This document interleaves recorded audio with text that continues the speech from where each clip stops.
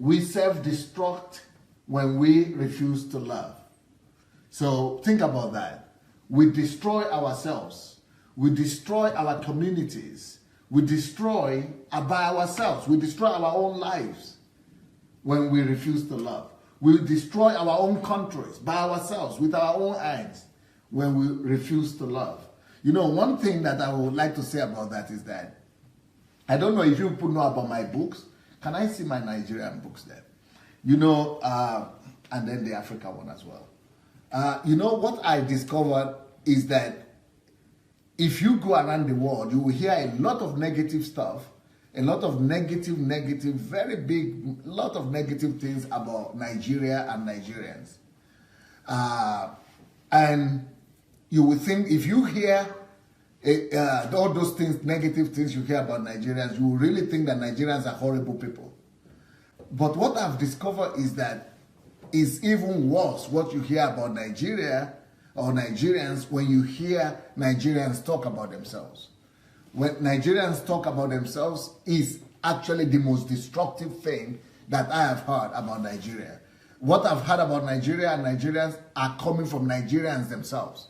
So we ourselves, we destroy ourselves when we talk negative and evil about ourselves. We ourselves destroy our country when we talk negative and evil about our country. We ourselves, who are Nigerians, we are the ones who complain that people don't respect us, that people relate negatively to us. But despite that, we are the chief, destroyers of our own selves. We are the chief destroyers of our own image because we talk negative. We talk negative mostly about ourselves, so we destroy ourselves more.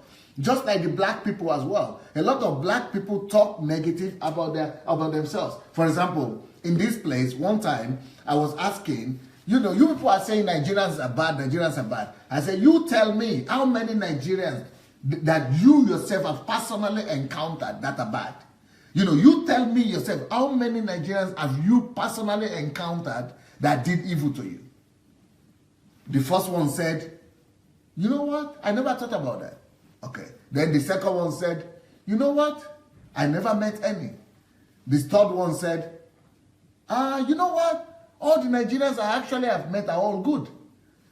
The fourth one said, oh yeah, you're right. All the Nigerians I know are the best people that I know. Then another one said, oh, it's true. All the Nigerians I ever met are good. So these are all people who are believing that Nigerians were evil before, who are also complaining that Nigerians are evil. But when you now begin to examine how many evil ones, how many have damaged you, have really inflicted some pain on you, and when you compare that with other people that have inflicted pain on you, that have caused sorrow to you, who are the ones who have caused the most, you will discover that Nigerians are not as bad as we are thinking that they are bad. It's just like saying, in Nigeria, we have different kind of people. We have the Igbos, the Yorubas, the Hausas. Everybody is complaining about the Fulanis, Fulani men and things like that. Oh, the Northerners are spoiling the country. The Northerners are bad. I said, okay, you tell me how many Northerners have you met that have inflicted pain on you? How many Northerners do you know who have offended you? They begin to tell me, I do experiments, I do researches, I conduct polls and investigation. Then people begin to say, you know what? They are actually the best. They are actually been good. All the Northerners that I know, even the Adelajas, even the Muslims have been good. So if they have been good, so why are you saying that they are the problems of the country? You see, sometimes we destroy our own selves. Even though we want people to respect us, we want the world to respect us, we want the world to honor us, but we ourselves destroy ourselves, by our lack of love and by our negative confession. We self-destruct when we don't have love for ourselves, when we don't have love for our country, when we don't have love. This is on the level of every level. On the level of the family, if you don't love yourself, You will destroy your own family. Have you seen family, especially from Africa, people who have extended families and what they call them, extended family, large families? What they call, is it extended family? You call them the large families, extended family, relatives, family members. It is family, those same family members who destroy themselves the most. We talk about witches and wizards. It is not witches and wizards that is the problem. It is lack of love for one another. It's the greatest enemy we have is when we don't love each other, when we don't love ourselves, when we don't love every member of our families. Every family that lacks love will self-destruct. You know that there are some family members who don't even greet each other. There are some family members who cannot even visit each other, who don't celebrate each other. So there are a lot of people who will go to churches and love God, try to love God, doing praise and worship, doing, loving pastors and, being a good people, look good, dress well. But they are not talking to their own family members. They don't talk to their cousins. They don't talk to their uncles. They don't talk to their relatives. They don't talk to their brothers. They don't talk to their siblings. They don't have love to the very closest people to them. The closest people to them, they don't have love to them. And if you don't have love to the very closest people to you, you yourself, and you say, oh, people in my family are bad. You know why they are bad? Because you don't love them. Oh, we have witches and wizards in our family. You know why they are witches and wizards? Because you don't love them. When you lack love, when you refrain love, when you hold back love, when you don't give love to your people, wherever is it that you refrain love, you hold back love, you destroy. You are the contributor of that destruction. You are the one destroying that family. You are the one. You that is suspecting that you have witches and wizards. You are the one that is the cause of that destruction. You that is saying that your country is bad, oh, everything in Nigeria is bad. You are the reason why it's bad. Oh, there are some people in Nigeria right now who are calling Nigeria zoo. I said, you are the one who made it zoo. Nigeria is a zoo because of you. You that is saying Nigeria is a zoo, you are the one who contributed to it. And your people like you who are saying it's zoo, you are all the reason because you are living there. That's why it became a zoo. I will live in Nigeria, and when I get to Nigeria, Nigeria is going to become from your zoo. It's going to become a metropolitan city. It's a country. It's going to become a developed country. It's going to become a civilized country because I am there. It is a zoo because you come from there. It is a zoo because it gave back to you. That's why you are a monkey. That's why you are animal. Zoo only breeds animals. It means you are the number one animal there. So we are the ones who destroy ourselves. We destroy our own families because we are negative. When you lack love, we self-destroy. When you don't have love, everything will be bad. And it is not because other people are bad. The one that is bad is you. You that is lacking love is the one that is bad. You that is complaining is the very one that is the reason for every negative thing that you are complaining about. If you see any negative thing, if you are a person of love, if you are a constructive person, you will rather look for ways to fix it. You will rather look for ways to change it. You will rather look for ways to make it better. But by abusing, by cursing, by hating, by talking evil, by destroying, you don't build anything. Now, I'm not saying when you criticize constructively. Constructive criticism is a good one. Constructive criticism is you are bringing solutions. You are saying this is bad, this is the way to do it. Let's do it this way. Constructive criticism is about building. Constructive criticism builds. But destructive criticism is when you are hating on something, when you don't love, when you are pulling down, when you are tearing down. That is what I'm talking about. That is lack of love. So we self-destroy ourselves. Nobody is destroying us. A lot of people right now are saying, oh, it is the problem of Nigeria started with the UK. Oh, they amalgamated us. They forced us together. They brought North and South together. Foolish talk, my dear. Foolish talk. Ignorant talk. It's only that kind of talk only exposes your ignorance. So be saying, oh, the British are to blame. So what should we do now? You want to rewind back the clock? Oh, British are responsible for our whole problem. Oh, forget about Britain. Forget about British. What do you do with what you have given? Why should you remain where they have placed you? Why should you remain where the world has placed you? What I say to that is, have you done history studies? Have you studied countries of the world? There is no one single, let me tell you this one. There is no one single country in this world, no one single country in this world that is not matched together,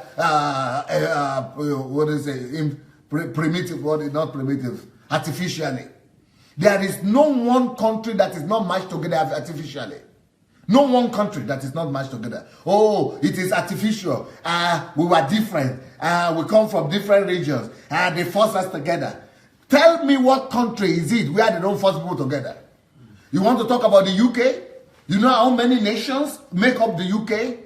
You want to know how many countries make up the United Kingdom or Great Britain?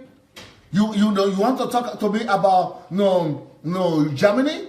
You think that there is no homogenic nation in the world, no monocultural nation in the world. You want to talk to me about Germany? You think that Germans were not forced together? The German nations is an amalgamation of so many tribes and nations as well. You want to talk to me about France? You think that France was not amalgamated? Every country in this world is amalgamated. Every country. So for some foolish, uneducated Nigerians to be saying divide the country, restructure the country. I'm absolutely appalled at how Nigerians are hoping that reconstruction or whatever, not reconstruction, restructuring is going to fix Nigerian problem. I mean, it is very disheartening. And some of these people are supposed to be educated people. And some of these people are supposed to be normal human beings. They just have book knowledge. They don't have civil knowledge. They don't have civilized knowledge. I'm not abusing them. I'm just surprised. I'm just shocked. So many people are talking about restructuring as if that is going to bring about answer to the country. It's not. What we need is not restructuring. What we need is reconstruction. We need reconstruction, not restructuring. Because if you just divide the whole country as if that is going to bring, some people even say, oh, let the Yorubas go out, let the Biafra go out, let's just divide the whole thing. That is stupid talk. I'm sorry, guys. You think I'm not calling names and I'm not abusing anybody. When I'm talking about foolishness or stupidity, I'm just expressing, the reality of what is being done. This is self-destruction. One thing, just one thing. Love will resolve all those things. Love will do a better job than the restructuring. Love will do a better job than breaking up ourselves. Love will do a better job, and that it will heal our country better. It will bring about progress better than just making everybody go their way. Love will do much good to us than making us hate one another. It's like we don't know principles. We were forced together by the British. The British are the ones who are responsible for all our calamities today. Hey, be sitting down there and be crying. Be crying, be weeping like a child. Is your nose dropping? And your eyes, are you all, all wet in your face? Your nose, everything? Because British are to blame? Show me one country. Show me one country, not be two. One. Where is not amalgamated. That is not amalgamated. Show me one country that was not brought together artificially. One country that's not brought together. You want to tell me that America is not amalgamated? You want to tell me that America is not brought together artificially? Is it Britain that is not brought together artificially? Is it France? Is it Germany? You will see. Go and read those books. Go and read history. You will discover that every country in the world, there is no one single country in the world that was not forced together. Look at this book. Go and read this book. In this book, I wrote the history and the calling of England. I wrote about the history and the calling of Germany. I wrote about the history and the calling of the United States of America. I wrote about the history and the calling of Nigeria. And come and see parallel. Come and see parallel. You say Nigeria was brought together, amalgamated by force and artificially. The same with every single country in the world. Stop hating on your country. Stop hating on your people. You know, if you want to talk about, profit distribution, I understand that. That is reconstruction. You don't need to restructure the whole country just because some people are not happy, because some people are not functioning. Our biggest problem is this one here. Our biggest problem is lack of love. You know, I mean, people are, I don't know how people could be so naive to think that if we take away the Yorubas and, and separate, then we are going to live better. You want to tell me that the ruling elite will not keep on robbing us as they are robbing us right now? You want to tell me that the politicians will not keep on doing the same thing as they are doing right now? You want to tell me that just the separation and the division of the country will bring about, sanity, it will bring about love? It will not bring about love. It's not going to bring about healing. It's not going to bring about, development. It's not going to bring about civilization. We need to learn love. That is where our biggest problem is.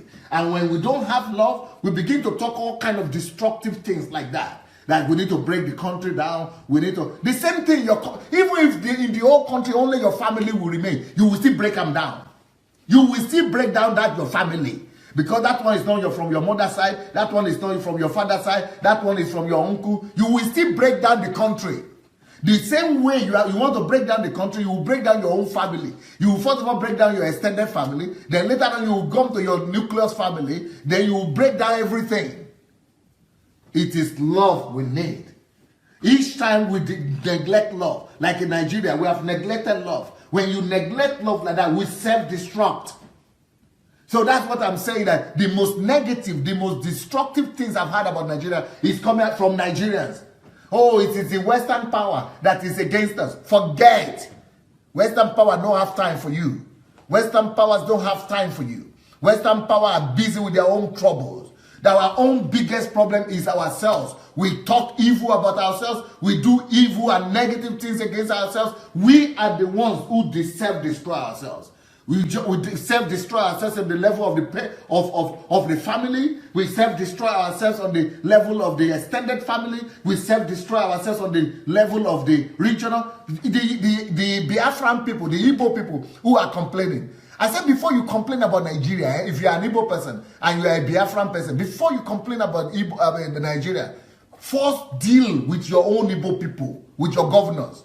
First deal with your governors. Bring order there first. Let charity begin at home. You deal with your governors that are the one ruling you, who are taking allocation from the federal government and where the money is going to. You deal with them. The Yorubas that are talking, regionalism. That, okay, let's go, when Awolowo was there, produce one Awolowo for me today. Out of the ones you have there. You produce one Awolowo. You are just going to have, region without the same Awolowo. You think the region itself, just let us cut out. The region by itself will just emerge. Without a leader that is a visionary, that is, that is exemplary. If you don't have such a leader, you think the territory, just geography, will just bring about prosperity. Aha! Dreamers. Dreamers. Dreamers.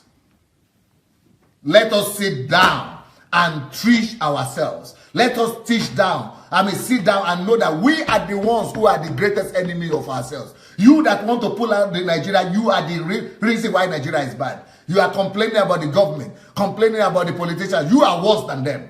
Because at least the politicians are, doing what they can do, but you are only talking, tearing down everybody, tearing down everything. Everybody is bad. Everyone is evil.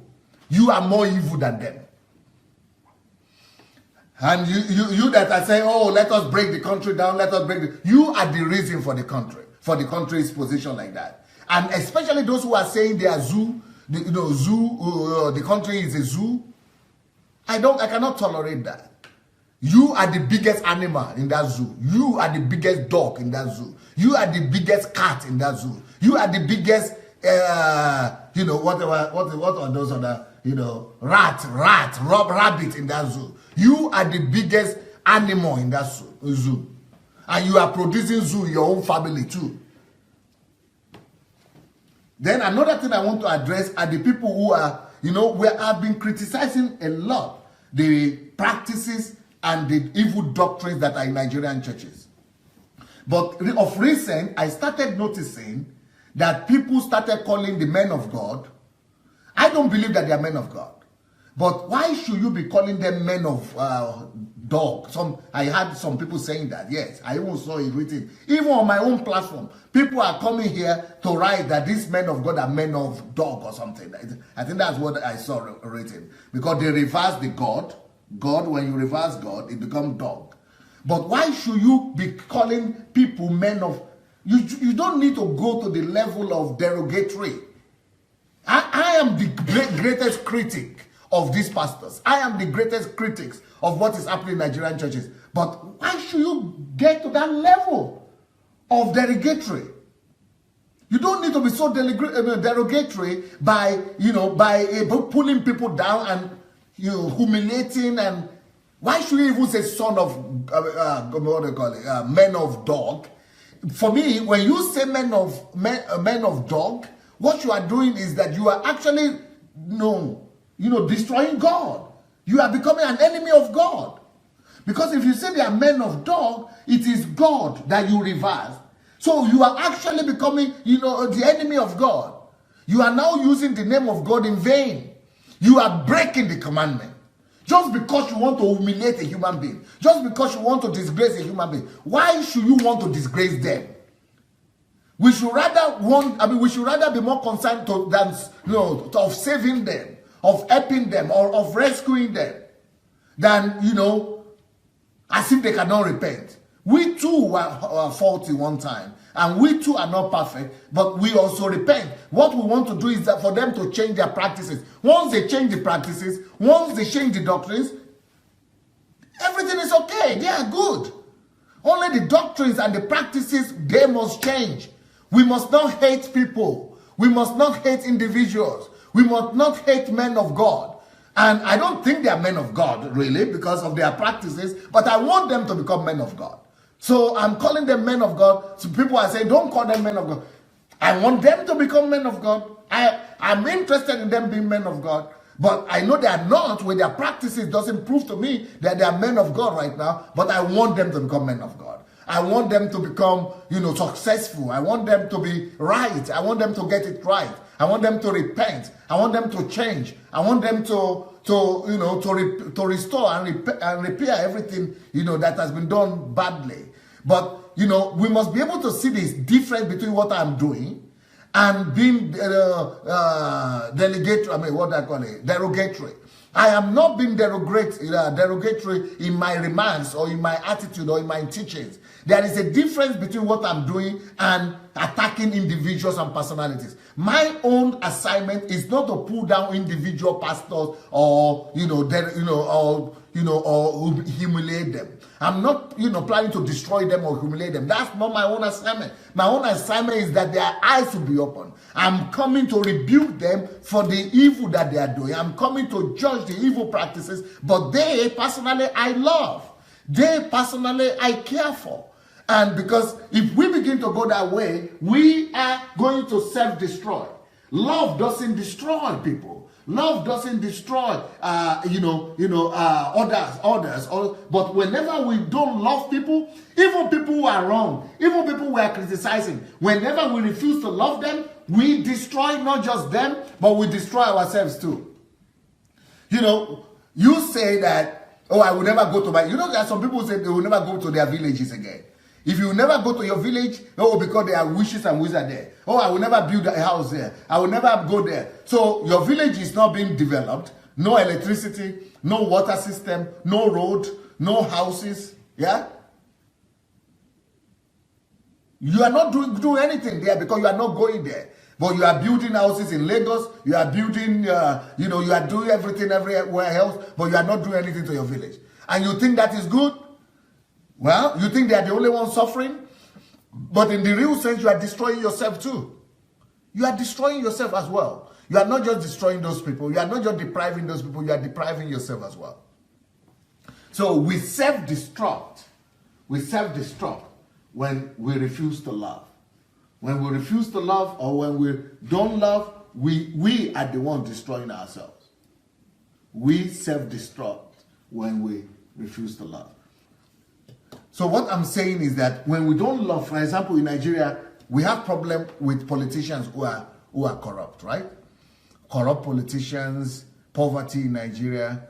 You know the reason why we have poverty in Nigeria, where we have all the corrupt politicians? Well, in my own understanding, those politicians, what their problem is that the same thing as all of us. They don't have love. Those politicians don't have love, and they only have love for themselves. And because they only love themselves, they are putting all the things in their own pocket. Huh? Can you come? Come. You are going to be the corrupt politician in Nigeria.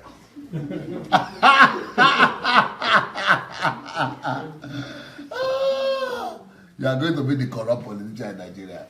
And Mr. What? Mr. Sunday or what's your name? What again? Mr. What's the short name? Mbeka. Mben. Okay. Mr. Mben, you are going to be the armed robber that come to rob him. Is it armed robbers they call them in Nigeria? The kidnappers. Either armed robber or maybe you cannot come out. Because if you come out they will see you. Maybe you shouldn't. Maybe we should use another. Let's use who is the armed robber or the kidnapper. Can you be the kidnapper? Mm-hmm. Okay, we are going to have woman kidnapper.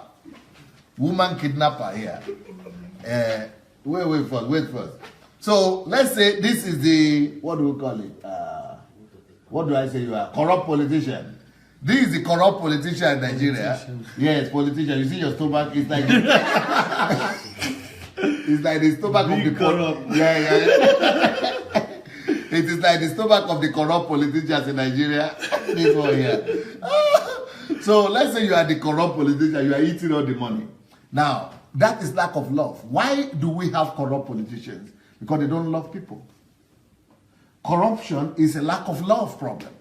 And this my book that I've written here is about corruption. How the Nigerian economy can overtake the American economy. This how the Nigerian economy can overtake the American economy is about corruption. If we remove corruption from Nigerian economy, our economy is going to overtake the American economy. But why is it that now? So because somebody his own stomach is growing, he is becoming wealthy, he's sending his children to America, sending his children to England, and he is getting wealthy, right? But the whole country, instead of overtaking America, we are remaining backward. So as a result of his own corruption, now the country that he's living in, that he has robbed, now there is no electricity. And it seems he doesn't suffer because he has generator. But the fume and the noise will self-destruct. You think okay, I have air conditioner, but you are in the air conditioner, you have hypertension, you are breathing artificial air. You didn't breathe, you are going to Florida, but you are only in Florida 2 weeks or 1 month, but you cannot have Florida in Nigeria. We self-destruct when we don't love. So the politicians that are not demonstrating love, they are destroying themselves as well. Their children that they have sent to America, they are second-class people there. They are being abused, they are being called names, they are being called nigger, they are being called, but destruction galore. Everywhere is being destroyed just because somebody doesn't show love. His village, he cannot go back to the village because he's afraid of witches and wizards and kidnappers. Why are kidnappers? Why do we have kidnappers? Because kidnappers are hungry. Because the money he was supposed to use to provide for the kidnappers know that he's the one who has it. And the kidnappers are coming after him. And the armed robbers too. So what if we had created an equal country, there is no need for him to be afraid of going to the village. He has to be carrying security everywhere. Why? Because he's not secure. He cannot have peace of mind. Why? We self-destruct. We destroy ourselves when we don't have love. Anywhere where you refuse to display love, you self-destruct. For example, even in your own family, among your own family members, you are suspecting that this one is a witch, this one is a wizard. You are suspecting that your stepmother or your stepbrother or somebody is good. That means you are the one that lacks love. You are the one that is not loving. Because love would have overcome all those things if you love. Now that you cannot love, you yourself, by suspecting others people and by not being able to go to the village, you yourself, you are suffering. It is not just that village that is suffering, that they don't have all the amenities. You yourself, you suffer. You yourself, you are suffering. Because as a result of you not going, you are living, there is something that your own land does for you. I have been in Ukraine now for 10 years. I've not been able to travel because of the battle I'm facing here. I'm feeling it. I know when I go back to my own country, my Nigeria, the land itself is like healing to me. When I go back to my village, just walking on the face of that place, you know, the science has proven that the people who grow up in certain places, their food, the food they eat, if you grow up eating it, there is a way it could minister to you, it could heal your body than any other thing that, you know, you eat from other places. You know, your own land that your grandparents, your grand-grandparents grew up in, the thing that your grand-grandparents ate, it is the one that is transferred to your DNA. And those things that they ate, it is what you need to eat also. And the air they breathe and the atmosphere they were in, it is what, you know, gave you the skin you have, the blood system that you have. If you need to support everything you have now, you need to be connected to the land that gave back to you. That is why in America right now, there is even a video they are showing that the medical, pharmaceutical industry, they want to keep the black people, deprived because they are having the most cancer. Why is it that the most cancer is from the black people outside? Because they have been uprooted from their land. And even though they have been born there for generation, but they are still suffering because they are not connected to the thing that their grandparents were eating and the air they were breathing. And the connection that was there from the land that gave birth to them has been broken. So they are more susceptible to diseases and problems and death in foreign land. That's why I'm going back to Africa. I'm going back to Nigeria. And now my children are going to hear this. That the land that your grandparents, the DNA they pass to you, the blood system, everything. There is a way your land can heal you and cure you like no other place can cure. Believe me. That's just not my message today, but I have messages on that separate. So what I'm saying is that for us to be corrupt, we are destroying ourselves. So he is a corrupt politician, has all these things. All these are all the things you stole. Now, take something to hit him in the head. You have to have a gun or something. Yeah. You have to have a gun. Point it to him. Okay. This is the gun. This is the armed robber. The armed robber don't come. This is the armed robber or the kidnapper. She has come with gun now. To arrest, put to her. He said, now we could put her for him head. Now for him head, you could put her. Okay. So you have all the wealth, all the money, but you cannot enjoy it because you can.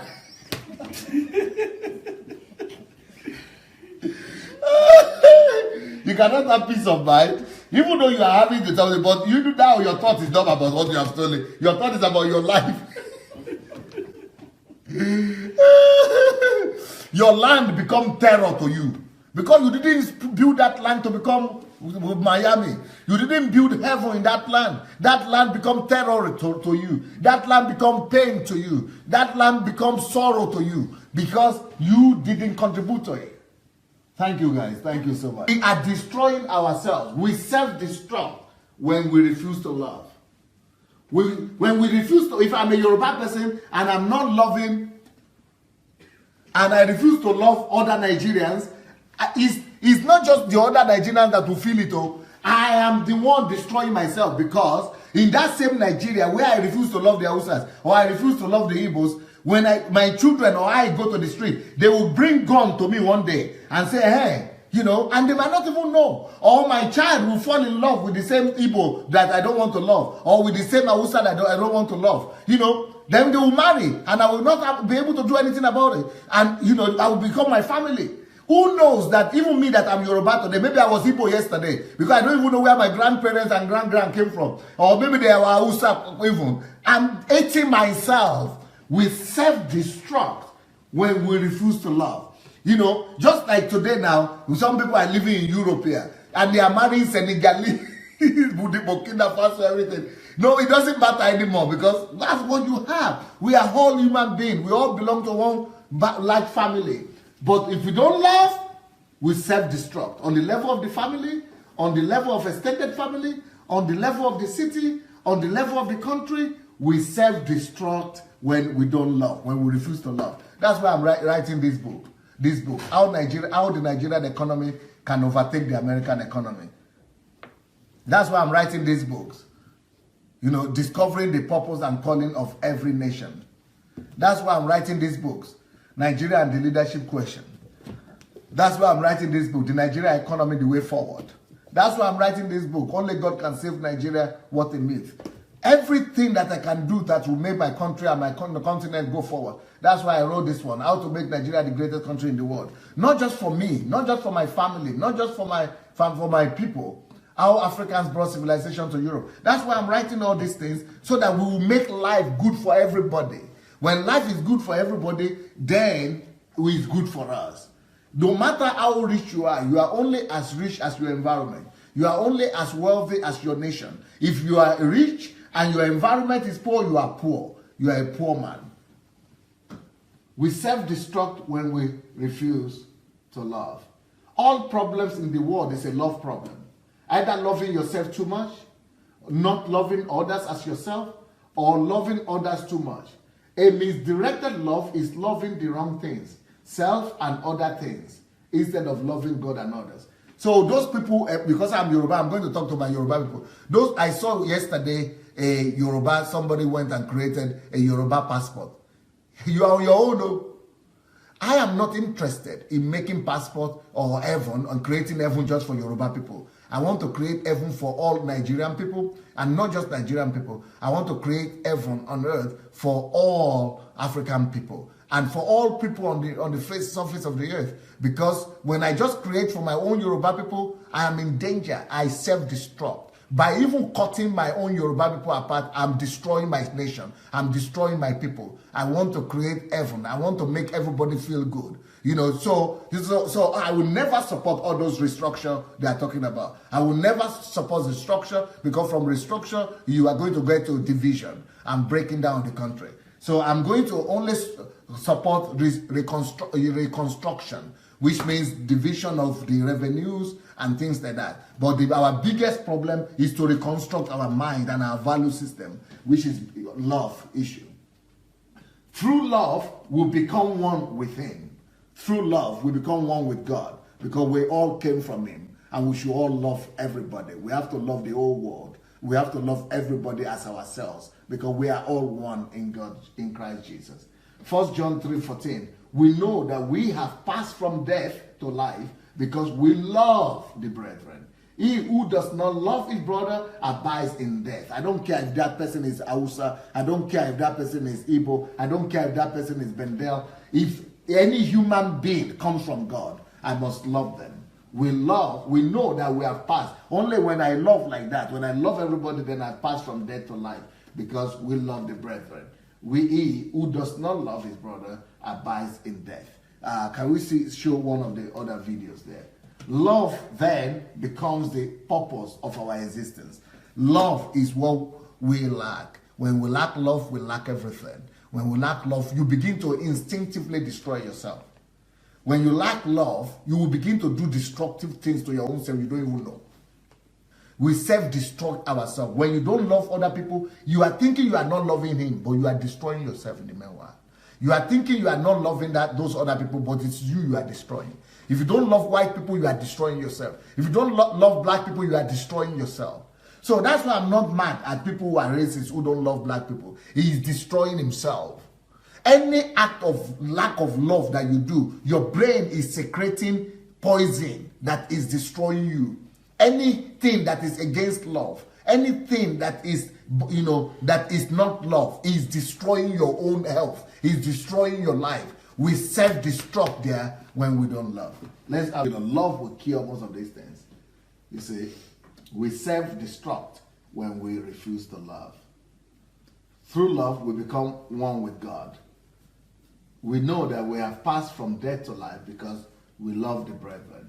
He who does not love his brother abides in death. Love then becomes the purpose of our existence. Love is the purpose of our existence. You know, the most evil people in the world who don't show love, or who hated, or who are destroying other people, they get destroyed at the end of the day. Look at Hitler. He killed millions of people. What happened to him? He got killed. Committed suicide. There is no way you don't love people and you will survive it. The quickest way to self-destruction is not to love. Those people, you know, there are people who don't love their wives. If you don't love your wife, you are killing yourself first. That's why husbands die before their wives. The lack of love has taken them to the graves. Because you are stressed out. Because you don't love and you don't receive love. You know, when we don't love, we destroy ourselves. Some people don't love their parents, children, and they are miserable in life. When we don't love, we self-destruct. We self-destruct when we hate or refuse to love. Let's see another video of people who hated, who are the most hateful people in the world, who are the most evil people in the world. They ended up destroying themselves. That is the rule of life. When you don't love people, you destroy yourself. We self-destruct when we don't love. We self-destruct when we don't love, when we refuse to love. Love keeps us from self-destruction. Even as on personal individual level, when you don't love people, your blood is violated, is poisoned. Your brain is poisoned. Your DNA, you destroy yourself when you don't love. We self-destruct when we hate or refuse to love. Romans 12:10 says, be kindly affectionate to one another with brotherly love, in honor, giving preference one to another. That's love. That's the way we should live. We are created to love. We are created as loving humans. We are made in the image of God. It is only when we love like this that we actually live. See, be kindly affectionate to one another. Find me one church in Africa or in Nigeria where people, every member is kindly affectionate to one another. No, the pastors, they have preached so much enmity, so much enemy, wish, and witch and wizard, enemy, so that people in churches are now even suspicious of themselves. No love. So even in church, where it's supposed to be the oasis of love, where there is no love there, what do you have in the society? The society will self-destruct, and the people of the land will self-destruct. Because be kindly affectionate to one another. This is what we're supposed to be, not just in church, but everywhere in the whole society. Kindly affectionate to one another with brotherly love, in honor, giving preference one to another. Referencing, giving preference, preferring another before yourself. We church, even church doesn't live like this. Talk less of society. But there are some society that have been able to make their whole society become like this. But in our own country and our continent, even church is not like this. You know, the other day somebody said when he got to America, he was weeping profusely. Because he was seeing how people are relating to themselves as if we got to heaven. If we didn't even, this is not among Christians, so this is among unbelievers. People are kindly affectionate to one another with brotherly love, in honor, giving preference to another. I've seen that in nations, in some countries of the world. But in our country, in our continent, even in church, you cannot see this. Talk less of in the street, in the country. We sin when we walk away from love in any form. When we walk away from love, we sin. And when we sin, our brain secretes poison that poisons us. When we don't love, we poison ourselves.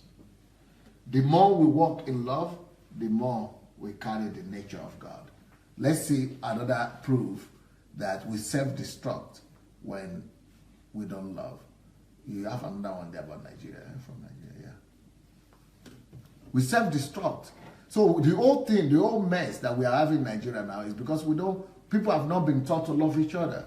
People have not been taught to, not just tribe by tribe, even ordinary human beings. Even if pastors and churches are preaching hatred, what do you want? So the hatred that is coming from, go and slaughter them, go and kill them, the hatred that is being propagated by pastors and churches and the country in general, is what has led us to where we are. We are the ones destroying our nation, because we don't propagate love. We don't manifest love. You see the story of Boko Haram? That Boko Haram that we are having right now in Nigeria is because of lack of love. Lack of love from the side of the government, lack of love from the side of the police, lack of love from the military.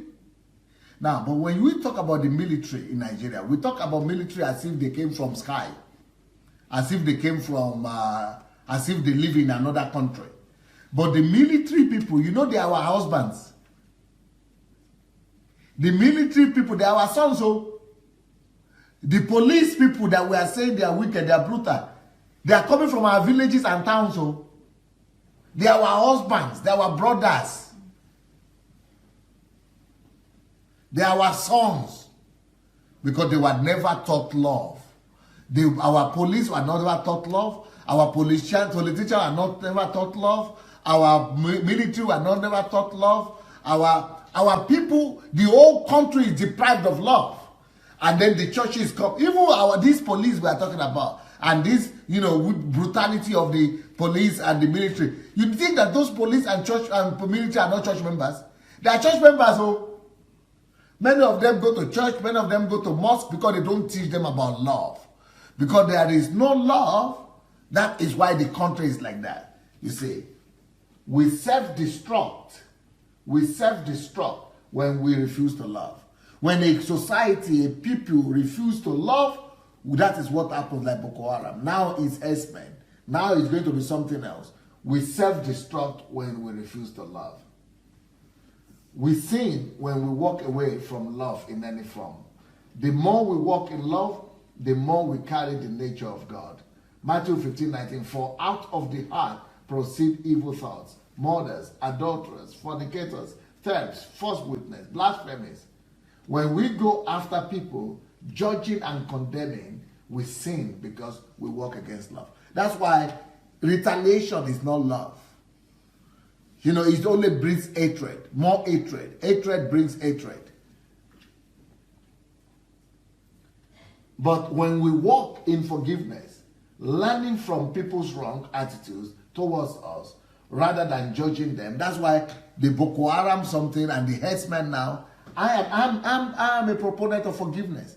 It is only forgiveness that will bring healing. Like in Rwanda, when they were trying to revenge, they kill each other and they destroy their country. But right now, Rwanda is the most fastest growing economy, most beautiful country in Africa, because they forgave one another. And after the forgiveness, after love reigned, the country started developing. Can you come? You are from Nigeria, Ireti. You see you know what is going on there. There is a lot of dichotomy, a lot of hatred, a lot of anger right now in the country. Yes, so my own prescription is love, and I think that hatred cannot bring any lasting solution to Nigeria. Either it's politically, either the military, either Boko Haram, either herdsmen, either police. I think that either it is even division of the country, or I think everything that we need is love. What will be your judgment about what we are talking about?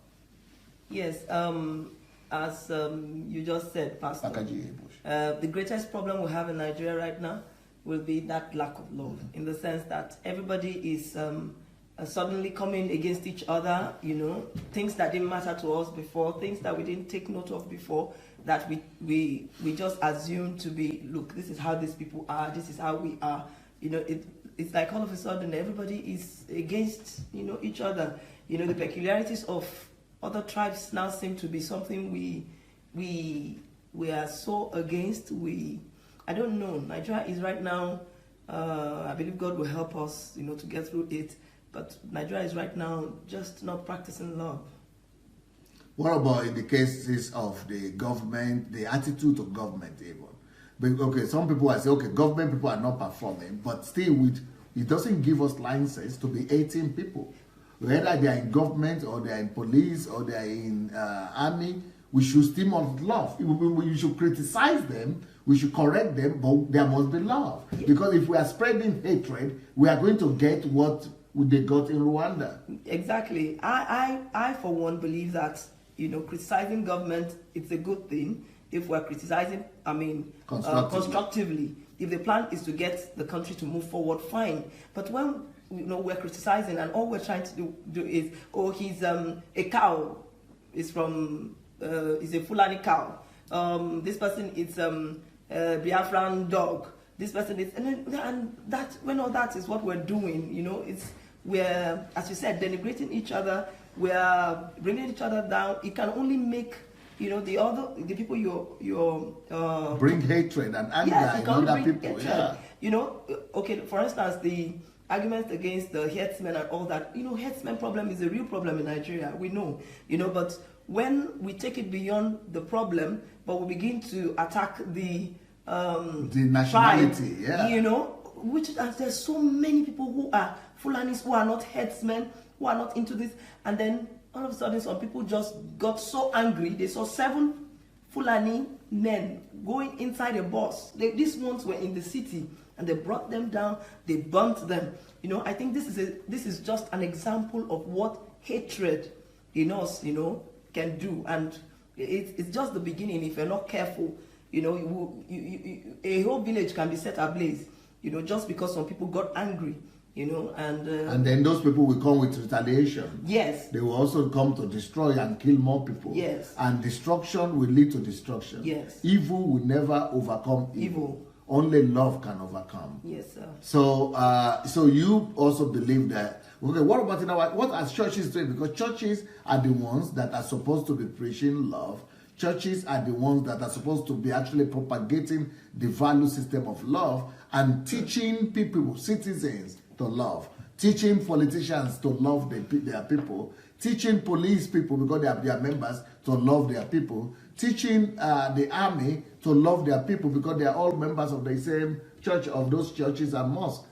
Pastor, unfortunately in Nigeria right now, the churches are the ones preaching hate the most.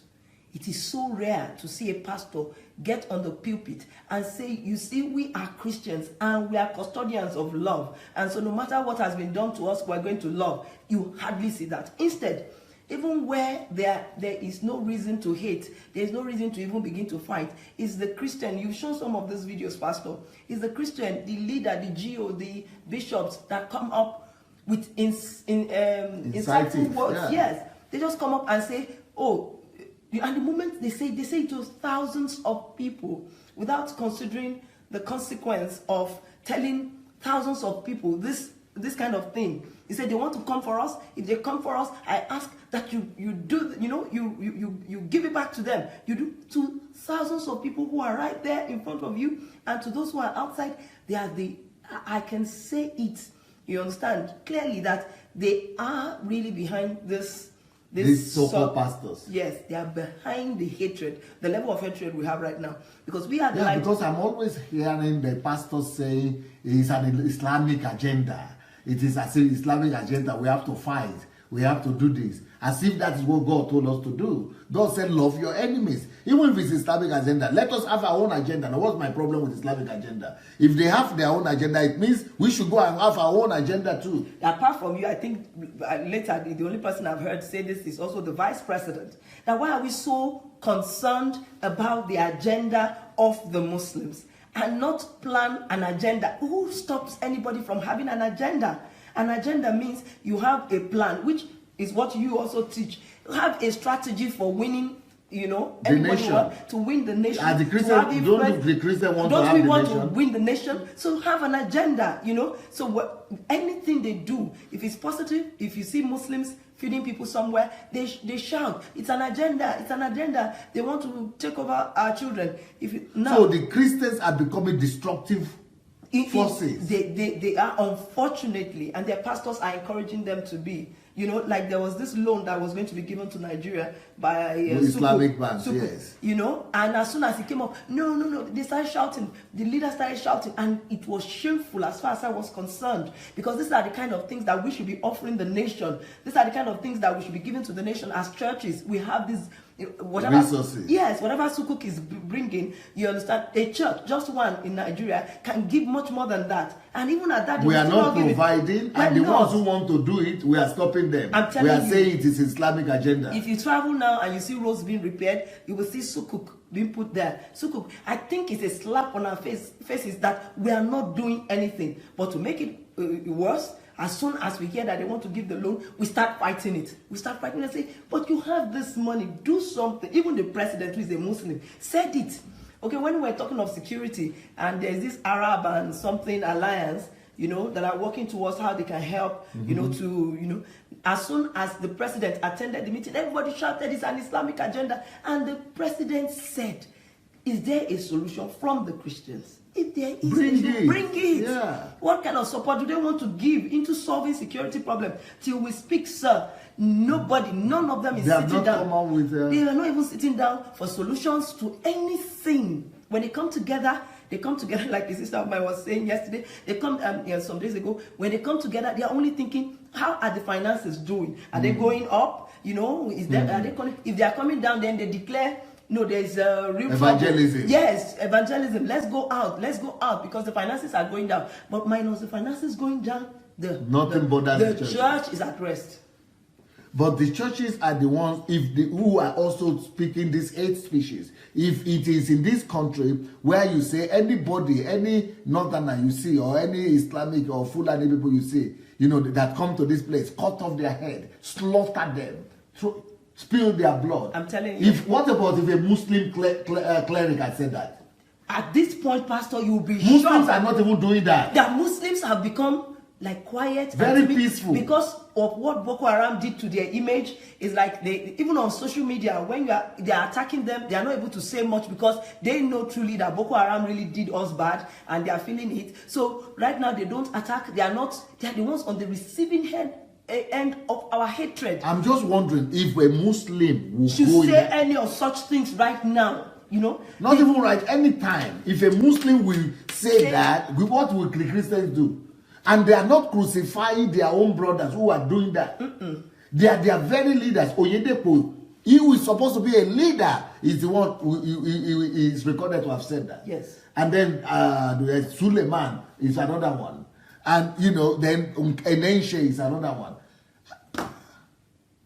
These are supposed to be leaders. They are supposed to be in prison. In any civilized country, those people will be in jail. Unfortunately, as soon as even the SSS or DSS or want to pick them for interrogation, we shout. We don't understand that people who have influence and who say these things ought to be held accountable for the things they say. Because when you carry a number of people, they follow you, and then you open your mouth and say certain things, it's like you are commanding them to go and kill. Yeah. So if, for instance, those people who killed those 7 Fulani men, who were going about their own business, if, for instance, they I didn't even hear about that one. Oh, it happened. It happened in the same Benue State. In Boko, as soon as, they just saw them. These were ordinary Fulani men that were not headsmen, and they saw them in a city area. So it has nothing to do with headsmen. It means that the media also is biased against against those Muslims. It means that, Pastor, because they are only reporting with the killing of the Christians. Exactly. Yeah. So justice is only for our people, not for our opponents or for our enemies. It's unfortunate because justice is supposed to be for everybody. So we are supposed to punish not just the evil of the Muslims, but the evil of the Christians too. That also has some undertone. Why the media is saying one side and leaving one side. Apart from the ethnic thing, is also the fact that monies are greasing palms when it comes to this. So some powerful blocks are also. We need to begin to make sure that we love our enemies. If by not loving the Muslims, we ourselves are destroying our country. We are. And destroying our country is destroying ourselves. Yes, sir. By not loving the northern, we ourselves are destroying our countries. And by our country, by destroying our country, we are destroying ourselves, we are destroying our economy, we are destroying everything. By not loving one another, it is we who are suffering. It is not the person we don't love that is suffering. And that the pastors are the ones leading the campaign against love. It's against love. So what is the main message of Christianity then? If it is not love.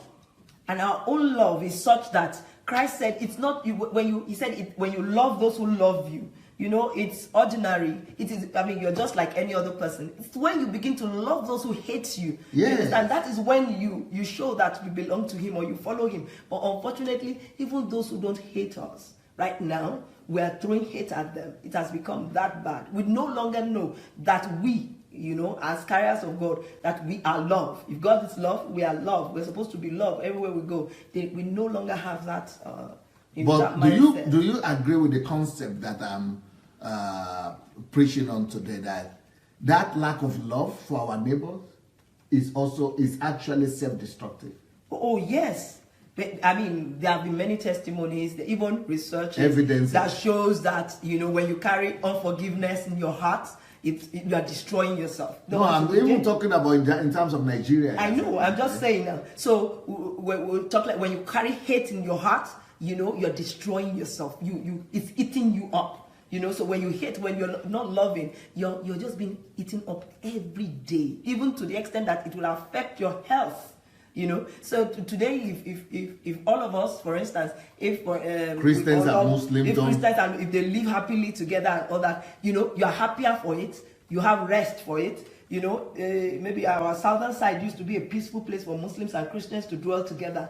You know, until they started bringing all this. I hope it never comes to, you know, that the Southwest begins to, you know, suffer from all these conflicts. But they enjoy peace because they live, you know, side by side together. If at a point they begin to hate the Muslims so much that they begin to fight, you understand, they are going to suffer from it. We're self-destructing. The peaceful Southwest, the peaceful Yoruba land is going to become unpeaceful. You know, it just depends on us. The moment we decide that we're going to go on this journey of hate, we have declared self-destruction. We're ready to destroy ourselves. Even with the herdsmen, if we respond with love, okay, let's go create colonies, let's create ranches. That is a response of love. Yes. Then let everybody engage even in this cattle rearing together. Let everybody, you know, let the Southerners also engage in it. Yes. Let it turn into a business project. Mm-hmm. So that is a love response. Yes. But this way, when we say, no, we're going to retaliate, we're going to kill them back, yes, you know, or divide the country. Is that not self-destructing? Yeah, well, we're already on that path. I mean, the moment we begin to say, okay, there is a problem, but the solution we're not ready to accept, whichever one, if we're not going to support the government to give a solution today or tomorrow, whatever, we're going to continue to have that problem. You know, these guys, these Fulani guys we're talking about, many of them, the ones who are, not those who own the heads at home, but those who do this thing, they are not learned, they don't know much, but they know how to protect this thing. If we continue to show hatred to them, we are going to get it several-fold. You know, because they, in their own mind, every land belongs to God. And so when they pass your farm, you understand, they don't have it in their mind that they've done anything evil, because there was a time that this place you call your farm used to be a path that they passed, that they are designed for years ago for them to pass. They used to call it grazing route or something like that. From the north to the south, they had certain... Yeah, but I blame the government for that. Yes. The government is supposed to limit it and form a ranch or a colony. Yes. We had no more living in the stone ages. Yes, that the government ought to have, just like in every other thing, government leaves these things too late. They ought to have stopped this thing gradually as they saw that people, I mean, there was expansion, population explosion, and that people were already, development was already taking over these lands. So because nobody can come to Ondo State, for instance, and say, you must keep these lands and not sell them. It doesn't belong to the federal, and it doesn't belong to this herdsmen. So as, development was coming, government ought to have done something proactively, So, but now that we've come to this point, it will not be so sad if we're saying the solutions that are on ground that we should be taking, if we also still resist them. If we resist the solutions, then eventually what we're going to have is chaos. It's chaos. The lands are there. But what is even more annoying to me is that the politicians, just like the pastors, are also making inflammatory speeches. Just stand in the parliament and say, okay, this thing is going to this. They themselves are in government. Do something. Why are you talking? Thank you, sir. Just making speech in populists. Socialists. They have become social media populists. Yes, they want Exactly, Pastor. That's the word. Everybody wants to say something that resonates with the majority, Crowd. even if it's pedestrian talk. When it's pedestrian talk, these are talks that you, as an informed person, an informed person, should know that this is not actually true. But the moment they see that this is the general gist on the street, they also go out there and start to talking and start saying the same thing, and then you wonder, are you not a legislator? And just inflicting the anger of people against one another. It's against the principle of love. Yes, even the governor of a state that has Fulani and has this thing together, he's making inflammatory statements. Are you not governor of both these? You are setting your own house on fire. And that's because he knows that many people are talking because they are covering something. He is covering his own inefficiency. He's covering his own inadequacies. You know, he's not been able to take care of his state as he should. So he's trying to have this, as you said, populist ideas. You start to follow them in such a way that people begin to shout and forget actually that this guy has spent 3 years doing nothing. So the concept of love in our own country there, it's like we have not even propagated it. We don't even, even when I hear people talk about anything, they just talk about restraint. No, restraint. Let us restrain one another or tolerate, but not love. Not love, because love is not just to tolerate. You go beyond tolerating people. You love. That's why Jesus made that illustration. Somebody slaps you on the left, he said, turn the right. That's to say, you don't just avoid contact with that person. You go ahead to touch that person that has done you evil with love. That is when you have the power to break the person. So where would the message come from in that country, Nigeria? Because even the media, even the people, the panelists, they are saying, okay, let us refrain from violence. Let us not do. Okay, let us wait. But nobody is preaching aggressive love. Love actually, as a message, as an ideology. That's it. And we are the custodian. I think the church is just like you having a dish, sir, and you say this dish is tasteless. The salt has not been applied. Or you are in this room and you say this house is in darkness. So who will bring it? Who will bring it? Because Christ I believe he has made us custodian of love. We are the ones that are supposed to bring love to our nation. And because we no longer have that love inside of us, then there's no love in It's like the churches only have love for money now. That's the only thing that is love. Sir, not people, not even their own members. Not even their own members. They only use those Islamic agenda to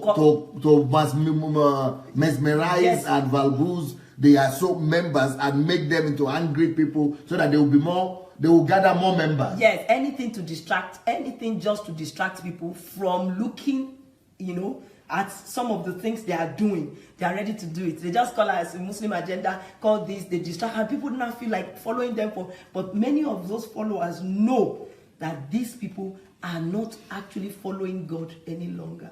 There are only two gods, Pastor. You've said it over and over. There are only two gods. There is money, that's mammon, and there is true God. And we can see very clearly those who are following God. They may not be perfect, but it is God that they are after. And we can also see very clearly the majority who are following mammon. And it is only money they are after, Pastor. Only money. And that's the majority of the church. So when you talk of love, you see the moment they begin to teach love. Love is costly. It costs you something. If they begin to teach their congregation love, the congregation will begin they will have to show it to them. That's one. Then the congregation will begin to take out of the money they bring to church to extend to their neighbors, to extend to their families, to go and do something. The tithe and offering will not come to church again. So they don't want to go there. It's going to go to the widows, and to the homeless, yes, to the fatherless. Because the moment they teach love, people will begin to look elsewhere to also put money, at least once in a while. They don't want this. So the concentration is love God, love God, love God. By that they mean love this structure called church, love this our setting, our own church, and our GO. Yes, that's all. So the place of God has been replaced. Taken over by the GO. Yes. The kingdom of God has been taken over by the church. Yes, and it's not even the true church. It's this thing called church. The organized. Cathedral, the cathedral, and the set up the programs, and that's what is called church. And that's all they want you to spend your money on. So nobody wants to teach love, because love will take the people's attention outside the church, which is how it's supposed to be. Amazing. So do you think there is anything we could do to really make the pastors or churches begin to teach love, or we shouldn't depend on churches. We as individuals should just start by ourselves. Pastor, you're doing a great work right now. I can say one thing, that anyone, as I said, it's not all those who want to follow God that are, who love God, that are doing the right thing right now. But they love God. Those who love God, as they are listening to you, the moment they're listening to you, they are actually also, doing what you're doing. They are beginning to know that they should teach this, and we're seeing the effect. Even, little by little, some ministers of God are ready to go on the way you're going. They are saying that this is how it should be. But on the other hand, there are those, like Bible will refer to them, goats. There are those who will not. In fact, they are ready to kill. Rather than go, because hundreds of millions come to them weekly because of the path they are taking. For you to tell them that they should change it, they are not ready to. So every little thing. Okay, what do you get about this when people say Buhari is the president of Islamic S-men, is the one who recruited them, is the, to kill Nigeria? That is just crazy. That's crazy. And some people, they read it and they don't believe it. And they say he's the one that is bringing the Islamic agenda to Nigeria. He wants to turn Nigeria to Turkey. I said, can you be the one who is the president of the country and you want your own country to destroy under you? And the funny thing is, even he has said it oftentimes. He said, look, Oshibajo, he made it as a joke. He said, Oshibajo is right there, is my vice. He said, there's Amechi in front of me. He mentioned all of them, these ministers. He said, if I have not been able to change these people, they have not become Muslims. How will I change the whole country? These people, none of them has become Muslims. How am I going to change the whole country? Yes, look. It's when we are not ready to face the real problems on ground. Like I see people face here in Ukraine. When we're not ready to face the real, then we are ready to get distracted with anything that comes along. Today it is this thing, and we are all talking. Then tomorrow another problem. We like people throwing problems at us, and we're just imagining that there's a problem somewhere. But to sit down, and have a discourse, let's say a Christian discourse, church discourse on how we are going to change this nation around, that they will never have. That's the problem. So anything they keep throwing at us, so that we never get to the point where we are thinking, what is our God-given role, in this nation? What are we supposed to really do in this nation? They don't want us to ever get there, So that's why they keep throwing us toys and things to play with. Lack of love. I've been teaching on love now for almost, I think maybe more than 1 month. 50 days, I'm almost 50 something days. That's almost 2 months. So if the churches, everybody will begin to emphasize loving, doing good works, acts of kindness to each other. Yes. What will happen to Nigeria? They will change, especially when, just like here, the leader, shows it first and then leads the people into it. Nigeria, we don't have any need, because we have more than enough footmen to go around and spread love. And we have more than enough churches. Even if one church would just take care of its own street, that's enough. That street alone. But I heard now that in Nigeria there is more than one church in a street. No, Pastor, you are talking of a street? In a building. Am I joking? In a building, you can have, if it is six apartments, you can have 4 of them. And that are churches. No, not that you can have. I know several buildings where you will have 6 flats and there are 4 at least. Sometimes the whole, is this church is here, that church is different churches in the same building. So it's all about showing the acts of love and taking care of every unschooled child that is out of school, every dropout. Take care of every fatherless, every widow in that street. Take care of the road in that street. Paint the houses in that street. That never comes up in the conversation in church, sir. That never comes up in the conversation in church. When we're talking in church, it has to do with church programs, as you said, in what do you call it? Housekeeping. How to keep the church. That's your godly assignment in life. How to be an usher, how to be in the choir, how to be. These are your God assignment. And if you are standing there, you must know that you are standing for God, and that is all you are called to be. My God. And all that is in your pocket. They are reducing human being to slaves in the church. And it doesn't matter that you're a doctor, it doesn't matter that you are this or that you are filled with anything, leave everything outside the door. When you get into the church. So the failure of Nigeria then is because of the failure of our church. That is it, Pastor. If the church will take its place, even Muslims, Christians, non-religious, everybody will enjoy God and God's kingdom in Nigeria. So if you want to see, because if my people who are called by my name, so if you want to see any condition of any country, look at the condition of the church. It is the condition of the church that determines the condition of the country. Yes, Pastor. The condition of the condition of our church right now is so bad. I thank God that God is leading you to speak about these things, because we've kept quiet for so long, but I believe at this time that keeping quiet is no longer tolerable. Because if God is coming to come and do silence what he will itself has become evil. It has become evil. If God is going to come and do what he's going to do, which he's going to do, we're sure of, then certain things must be taken out of the way first. And that's what is happening. Because men, it's like good men, workers that God is looking for, they are tied down in different places.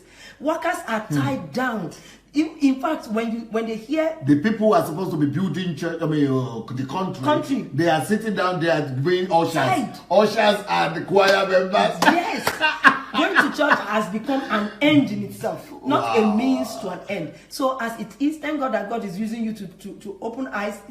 At this time, I am telling you, those halls and everything must be not till people will know and start getting out of the destruction we are seeing in Nigeria now is not even because of Boko Haram. It's not even because of S-men or Muslims or anything. It's because of our failure. It's my people. God say my people. Yes, Pastor. And those failures. If my people will love the way I told them to love. Yes, Pastor. If they will love the way he has instructed us to love, Pastor, I can tell you, Nigeria, even Muslims, everybody will change. Yes, they'll be glad that they have Christians in the country. There are Muslims right here now who come to this my platform who say, we want to, if this is the kind of Christianity, the one that Adelaja DSA is preaching, and we are hearing here, if this is the Christianity, in fact, we had the comments yesterday. Even me, I'm a Muslim, but I want to follow this kind of Christianity. Yes. I want to follow this Adelaja brand of Christianity. I have atheists here who have denied, who have left Christianity, even though they are pastors, their fathers and their parents are Christian. They are saying, we want to follow this brand of Christianity. If it is, we are atheists, but we want to follow this man, because this is the kind of Christianity we want. Yes, because their heart tells them that this is the real thing. The real thing where actually knowing God, makes you to love more. Not knowing God makes you to hate. Now, I know people that some years back, 5 years back, they will not talk of a Muslim and talk evil of a Muslim. They didn't care one way or the other. They will not even think about it. But since some of our pastors took on, in the last administration, in their effort to support the last president, took on some, they just came up with certain terrible speeches, terrible things, and said it to the people. I see people, sisters, pastors' wives, and pastors themselves, when they talk, you only need to ask, have you ever been touched by God before? Brother, sister, how come? Have you ever been in Christ before? But I used to know you. Because right now, the kind of hate that comes from them when they talk about Muslims, and they want to take all the, and sometimes they forget that the person that they are buying something from is a Muslim, and they are at peace. They are at peace with that one.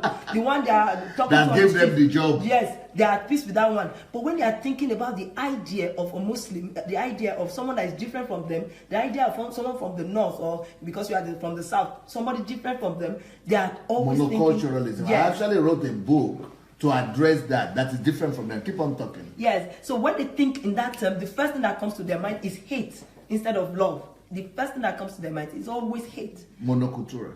And that's the problem we have, Pastor. It's unfortunate that even in the church, the level of hate, the level at which... That's why I wrote this book. The danger of monoculturalism. Don't just take your own, get rid of stereotypes and prejudices. Yes. Your own culture, your own Christianity, your own Southerner, it's a danger. The danger of the growth. That's what I wrote about this. Pastor, and it's very important. I know that there was a time I had to catch myself You know, when I found because out when you are hearing all the time that I love my tribe, I love being Yoruba, but I had to catch myself that don't just develop we are all this kind of God. pride in being Yoruba, because the moment I begin to have that kind of, not that you can't be proud of being where you come from, but the moment you begin to have this certain kind of pride that thinks that because you are Yoruba, you are better than the other person who, you know, in our place, you know, when I was growing up, the people from Kogi State, you know, they say Igbira. Yeah. Until I grew up, you know, I used to think they were less than human. Because my mom, or even Muslim Hausas, they call them Mula. Mala, yeah. And they will tell you if Hausa kill, Mala kill this thing, as if they kill themselves, it means nothing, as if they are animals. You see, these Igbira people, was later I now realized that there is nothing the matter with them. Because my mom used to use it to abuse anybody. See the way he's talking Igbira. And they are a tribe, nothing wrong with them. You know, but because they had some of them as servants in my village and all that, they just, you know, brought that, you know. So I'm saying that even each of us must catch ourselves from that sometimes. That prejudices. That we don't begin to think that we are better. But these pastors are now developing Christian prejudices. They are intentionally instead of Christian doing love. They are intentionally doing it. And you just hear them say it on their pulpits. They are promoting that. They want you to see yourself as being different from people from the north. They want you to see yourself as being different from Muslims, and so you don't have anything to do with them. They want you to. They really want you to, you know, to cut off. Yeah, to cut off, and not show love. But that is actually destroying us. Yes. Yes. Anytime we refuse to love, we are destroying ourselves. Yes. You know, when you refuse to love, you self-destruct. Yes. The economy is being affected. Our peace of mind is being affected. Yes. Because we are suspicious, and when you are suspicious, you have fear. Yes. And where there is fear, there is no safety because there is no love. So and you have no rest. Yes. So we are in danger. Every time that a pastor or anybody preaches hate or walks away from love, it is destroying ourselves. We are killing ourselves. Yes. And we forget that when God says love, or when God gives you any instruction to do something, he's not saying it because of himself. He's saying it because of you. If he says love your enemies, you know, pray for those. He's not saying it because of his own special agenda. He doesn't have anything to gain. It's you. He said it to you because he knows this is the way you are going to have rest. You're going to have peace. You're going to have a good nation. That's why he recommended us to, you understand, to love, and even love more than the ordinary person, so that we can cover up for other people's hate. You know, but unfortunately, we are even minors. You know, we're minors. You know. Thank God that you are here. While you are here, I'm going to be using you to help me illustrate the situation in Nigeria, because people always say I'm talking like this because I know they're there. Oh, and I'm there. Yeah, I'm there, and I said it. You know, when I heard you say some things, I said, "Thank God, I know I'm still sane." Because when everybody's saying the same thing, and you and I hadn't talked, and I saw you do certain things, and I said, at least I know I'm still sane. You know, it's not because we talked. You see things clearly. Clearly. When you see these matters, you see them clearly. You know, but you always mention something that we must remove sentiment and deal with facts. And most it's like our people are masters of sentiments and emotions. They never go for the facts, because before you begin to come to your conclusions, you should go and look at what are the facts that back what I'm feeling. What are the facts that back them up? If there are no facts, then go back and search yourself. Don't ever be carried away because everybody is saying it. You know, many all the authoritative people are saying it. Thank you. GOs, are saying it. So you don't want to disbelieve. You know, that means there must be something. Then it's not true. You know, you must be able to do your own fact finding and know what to believe. My biggest concern right now is that Nigeria has been deprived of love. We don't have love in the nation. We don't have love in the church. We are in trouble. Even in families, we don't have love. Because all those enemy preaching, that somebody is after you, somebody is running after you in the village, or from your father, your stepbrother, your stepmother, they don't encourage love. They don't. They do the opposite. They don't. This one you're talking about has been there for ages. That, you know, they set you up against your family, against your village, and all that, so that no, I know it has been there from ages traditionally. And it has not, but is it not the churches The churches are supposed to cure it, but they are not the one promoting it. That's what I'm saying. It had been there, but now the church has turned it to another level. You know, when people were giving their lives before, it used to be, oh, now I'm free. I no longer believe all these things. Witches cannot touch me. Nothing can touch me. They are happy. That's how it used to be. But now, the moment you become born again, there are some churches that are master in it, that they will show you all the witches that you did not think were there before. They will remind you of, yes, they will show you that all the things you were seeing on people's faces in your village, they will let you see how those things actually mean witchcraft. So that at the end of the day, you are so afraid. Even your own children, they begin to tell them that if they do like this or they're autistic, it means they are witches and wizards. Wizards are after them, you know. And no, they themselves are witches and wizards. Wizards, yes. Because some children are being pushed away from their homes, being tagged as witches and wizards. Yes, and the pastors are the brain behind that. They are. And unfortunately, there's more darkness now in the church than it is outside. Wow. You know, yes, most of these churches, you know, you will find out that you were freer when you were outside, before you became born again, before you came into the church. And freedom is, for this freedom, Christ came for us. He came to set us free. So if a man is not free after coming to Christ, then indeed his bondage is a terrible one. Because when you come to Christ, that you should be free. But is it not the church that is putting them in bondage? In fact, new bondage. You know, someone wants to get married, and they're saying, oh, we have to discover what was the mother's this thing, the fathers, everything. How are they connected? Did they take them to this thing when they were young? And I said, is this person born again or not? She's born again. Why are you concerned about where she went to 20 years ago? She can't even remember if she ever went. I was taken to all those places. I even have inscriptions on my head. My mother took me and all that, and I didn't do any deliverance or anything. I never did any. So why are you asking? Why could her parents have taken her? What concerns you? You see, Christ, when you came into Christ, all these ordinances were nailed to this thing. But they do not know all these things. The power of Christ is being denied. Power of God is not being effective. And love, which is God, which is the greatest power that we have, is being denied. They do not function in love. It's unfortunate, Pastor. So this is a major need in our country. Yes, Pastor. Love. Yes. Yes, it's a big need. Even what about in families? We were talking about beating yesterday. Yes. I mean, 2 or 3 hours after I finished the program, I was still having the picture of. I mean, even though I suffered it myself when I was going out, but to see it again now with what I know. Pastor, is still going on.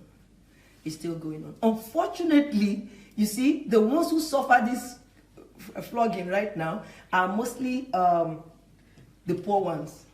You see, because each of us who if you have some means, you will not put your child in the kind of schools where they still flog like that. You put them in private schools where they respect them more. You understand? So you now find that the poor still keep suffering. 90% of Nigeria is poor. So 90% of the children. Yes. But the educated and the middle class, they put their children where nobody flogs them. Nobody flogs them, you know. So unfortunately, the poor, as they suffer in everything else, they are still suffering this in our nation. You know, you flog them. But what does it take for the government to pass a bill, like in the West, to pass a law that you don't flog anymore? Okay, but I personally think it should actually be an awareness first, because if it's a law, you know, sometimes the law doesn't do justice to the whole thing. They are not going to follow up. They are not going Something to has to be done drastically. Yes. They are destroying people. Our people, you know, anybody that is flogged physically like that is psychologically damaged. There is no way he can become a responsible citizen. He's not going to love. He's connected to corruption because he doesn't have empathy. It has been killed. As you said, Pastor, you know, you said you flog your children. You know, I also used to do that when they were growing up. You know, I tell them to do their hands like this. I tell them the reason for, you know, because then I didn't even think it was possible to raise children without some form of little of it. Now I tell them to do like this, where their hands are like that. I tell them, you know why I want to flog you? You know what you did? You say yes. And you know that it is wrong to do that? Okay, yes. And I do, pam, pam, pam. They don't cry, you understand? But as you said, symbolically, the person understands that, you know, he's done something wrong. And this is not this. So as the lady who spoke today said it, the important thing is discipline. that whatever happens, you must have a form of law and order in the house. So how to discipline? So whichever form goes that you're able to do, you know. But there is too much destruction happening. Yes. Through all that vicious and wicked beating. Yes. You know, I mean, people lie down and with all their strength. I was lucky to have escaped that. Nobody ever flogged me like that before.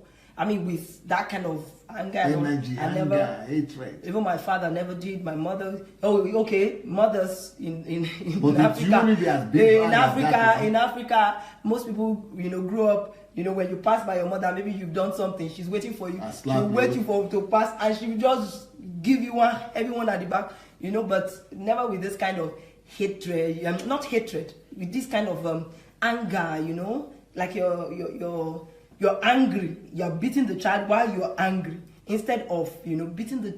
I mean, you want to caution. You want to correct the child. That's the reason for the discipline. Not because you are angry at what the child has done. You must be able to calm yourself, you know, before you start the discipline. This is barbaric, and unfortunately, it's still going on in Africa, in Nigeria. So love is suffering in the homes, in the schools, in the street, in the church even. Love is nowhere. In the government. Love is nowhere to be found, Pastor. It's nowhere to be found, Pastor. It's unfortunate. Thank you so much. Thank you so much. Yes, sir. When we go after people, judging and condemning, we sin because we walk against love. But when we walk in forgiveness, learning from people's wrongs, attitudes towards us, rather than judging and condemning them, we are healed. Romans 12:21 says, do not be overcome by evil, but overcome evil with good. Then we are healthy, spiritually, mentally, physically. The law of love is our nature, is our calling, is our future. So each time we reject love, we self-destruct. We destroy ourselves. If every church will be feeding the hungry like this is what we need. That's an act of love. That is love. When we don't do love, when we don't show love, we self-destruct. What we need is love. Knowing and understanding God through love. Only love will make us to understand God and know God. We self-destruct when we refuse to love.